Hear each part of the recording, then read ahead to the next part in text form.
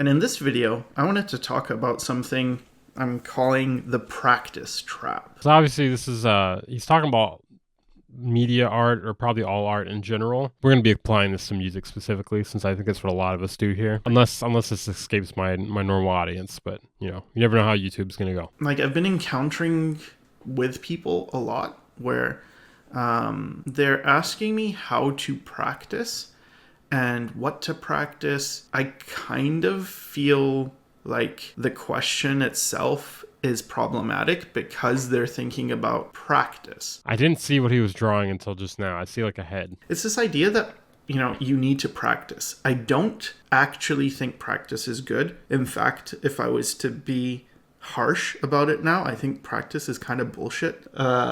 Shouldn't be practicing necessarily. Well, I feel like finishing things is practicing. I think that's what he's going to get at. You want to finish things. Creating a project or creating the thing they want to do.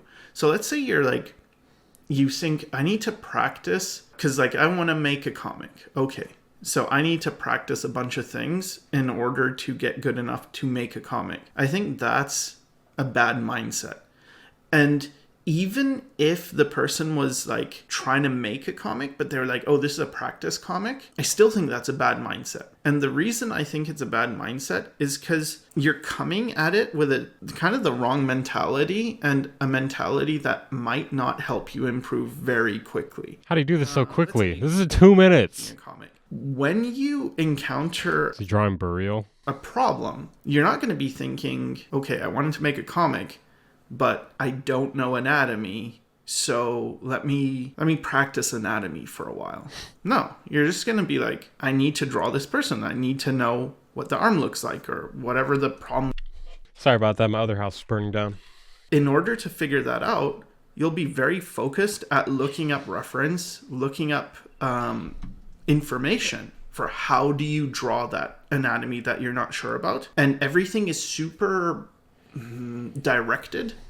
It's not just that you're kind of loosely thinking about anatomy. You're thinking about something concrete, like in this view, this arm, whatever, right? It's very specific. All your problems are super specific. And then when you solve that problem, you've got a intensity to you. There's this desire to create the thing, and this is important, to create that thing. And when you're practicing, you could be practicing things you don't even actually need. Whereas if you are doing the thing you're trying to do, then you're learning the specific skills you do in order to keep doing that specific thing, right? So I'm going to go back to the comic book thing here, because if you make a comic book like what you're trying to go for, you can figure out what you did right, what you did wrong, what you need to improve on, etc. And you can sharpen the skills that are involved in that specific, direction. If you just practice things to practice, then there's probably a whole subsection of things you're missing. You might be practicing things you don't need. It seems self-evident, but I wasn't thinking this way for a long time. But it's just, when you have that mindset of intense focus and it actually means something to you, everything sticks so much better. Whenever you start a project, all the answers are really clear. So if I have a comic sorry for continuously going back to a comic thing. I'm doing a comic, so then it's that's what's on my mind. But anyway, if I have a comic page and it's blank, maybe I have the script done. Then I'm dealing with the blank page, and then where do I go next? Well, I need frames, right? I need to figure out how to break the script down into portions that it's this could be a frame, this could be a frame. And then on the page, this guy's really talented. He did this in a little over 4 minutes, almost 5 minutes. I have to think about what are the right layouts and stuff.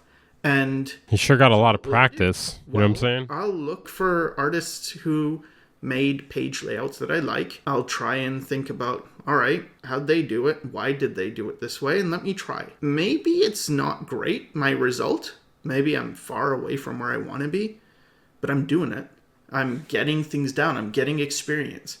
As opposed to if I was practicing, maybe I would be drawing boxes and stuff. And I'm not getting better at framing. I'm not getting better at breaking stories down. I'm not getting better at looking for reference and finding out who knows this. My ideas are vague. Like if I think about I'm practicing anatomy. Yeah, this is exactly what I was talking about a minute ago. Other house is burning down.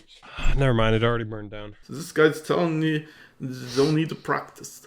Uh, well, if it doesn't resonate with you, don't follow it. Don't just do it because I'm saying it. Do it because you think about it and you're critical. Yeah, that's another thing too. You shouldn't always just take people's word for something either. You should test the things that people tell you. You know, if someone gives you some advice and you're not sure about it, you know, maybe test it for yourself. What's good about it? What's bad about it, etc. I feel like that should be pretty obvious. So I don't know. Maybe it seems more obvious to me than it is to everyone else. So Well, someone told me, for instance, if I want to learn anatomy, just copy an anatomy book for a month. Like they said they copied, like I think a Bridgman I just heard a Discord notification.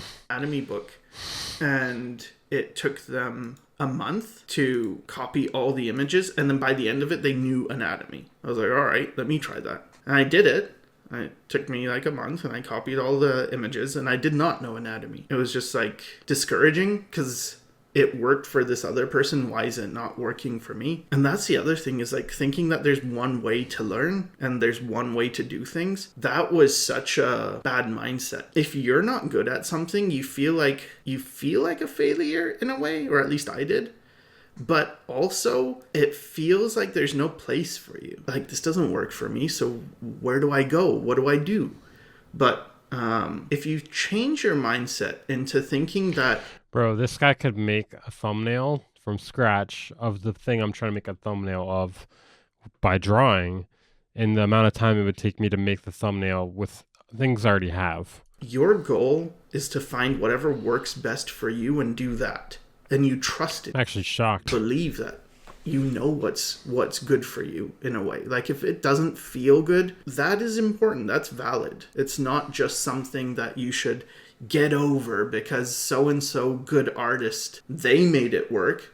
It's like, well, maybe they enjoy the thing. So let's say you look at someone and they draw a bunch of boxes, for instance, and a pure fucking psycho, dude. Someone who just draws a bunch of boxes. Maybe for them that is engaging. For me, it's just not. And every time I try to do that, it doesn't work.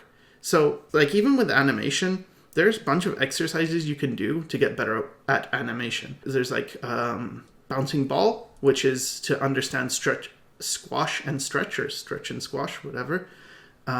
There's like swinging tail, which is to understand the follow whatever action. I forget the name for it. But basically, these are probably useful for a lot of people, and that's why they're continuously taught.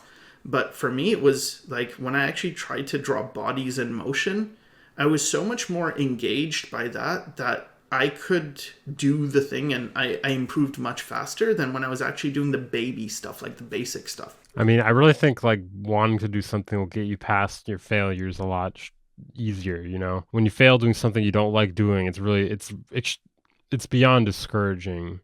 Whereas if you fail doing something you were trying to do, it's more hopeful. I guess it depends how you look at it, because if you fail doing another person can fail doing something and then look at it and be like, well, I didn't care about doing that anyways, you know? But still, it's not going to make you want to like keep doing it. Their head, for instance, is basically a sphere. Well, I wanted to draw a cat, and now I'm drawing apples. It's not fun. I want to draw cat. I just draw apple. I don't want to do it. And why am I doing this? You have something to be critical of. You have something to question. You have actually useful questions, as in there are specific answers to that problem. So let's say you look at the cat. Okay, well, the eyes don't look right. Maybe you drew like human eyes on a cat. I wish I had that problem. Cats, you know? What's different? I draw a cat and people are just like, what the fuck is that? I mean, this happens a lot with people when it comes to energy and life in their images. They start out with life. They start out with like everything's wrong in terms of like anatomy and proportion and perspective and stuff, but the character is there, or the feeling is there, the interest is there, interesting ideas are there. And then by the end, you kind of end up with the opposite. When you're fully trained, it's like, yeah, you have correct proportion and perspective and stuff, but there's no idea. There's no character. This character looks generic. Just looks like everyone else's work. And especially now when like AI is a thing and it's just If your stuff looks generic, very easy for AI to replicate that. God, that's a really good point. Those are gonna be the first people to get replicated. People making something generic, something by the book, something predictable. I think overall that was a pretty good video. There's definitely a really good idea here. I think you could have gotten a little more to the point faster, but there's definitely a trap in practicing, especially if you're not practicing things that take you to what you're trying to do. I mean, I think this is probably more so a thing with drawing and visual art, but definitely it's also a problem with music too, because you can practice playing piano all day and you could be really good at sight reading. You can, you can read notes well, you can play anything, but that doesn't mean you're going to know how to write music really well, you know? You got to make sure you're practicing things that are taking you towards the goal you're trying to get. If your goal is to be able to read music and be able to play anything, then yeah, that would take you to your goal. But if your goal is to write a great album, and you might understand in the sense that like you know what notes may work together sometimes, like or the way they work together in a song, the songs that you know, but you're not gonna have practice like creating something. It's not saying you shouldn't do that, but it's just that they're different skills, you know. And what do you guys think about this video? This is by Sycra. I'll link it down in the description. You should check it out. I'll see you guys in the next video.